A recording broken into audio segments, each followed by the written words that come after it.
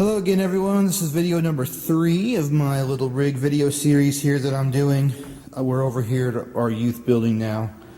This is going to be my backup rig slash practice rig, or the rig that I take out if we're playing out in the community or something like that. It's just a little bit more portable.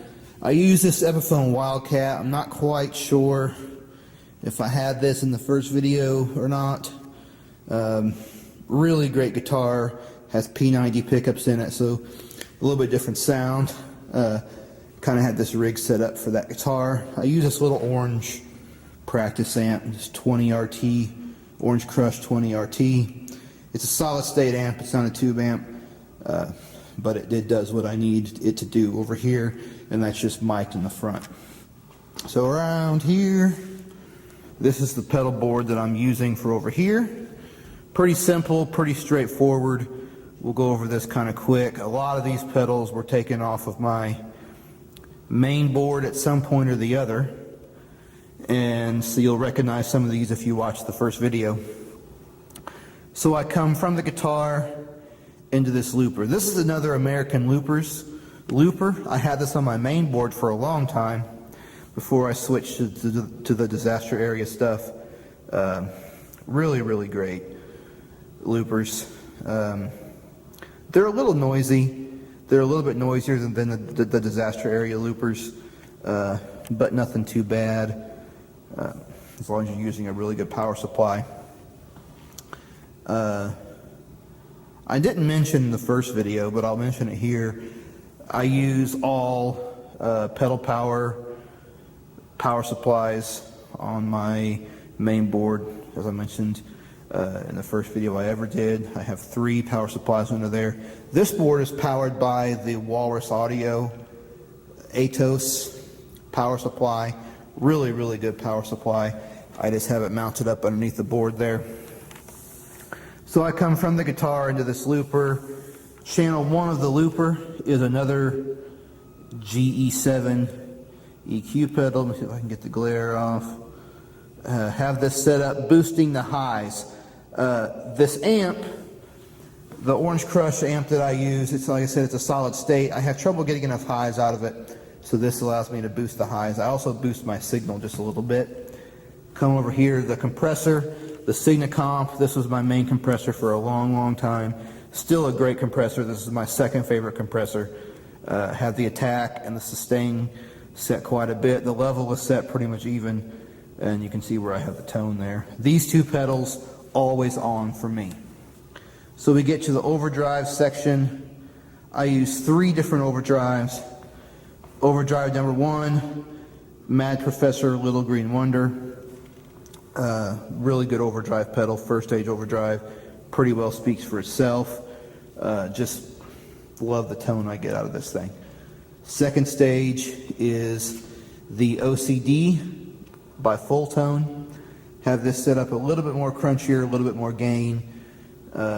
More so my main overdrive on this pedal board. Third stage is this Blues Driver.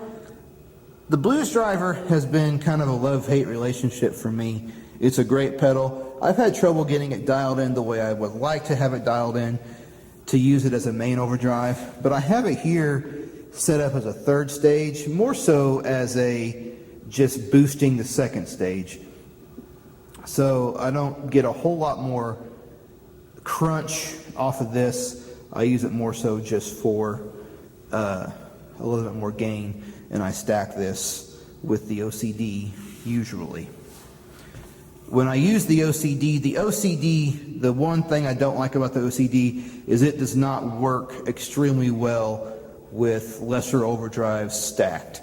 So it doesn't really sound good to have it stacked on top of the Little Green Wonder. So I usually don't stack these. So those are my overdrives. Next I go over here to this clean boost. And this is a really good clean boost. This is my main clean boost forever.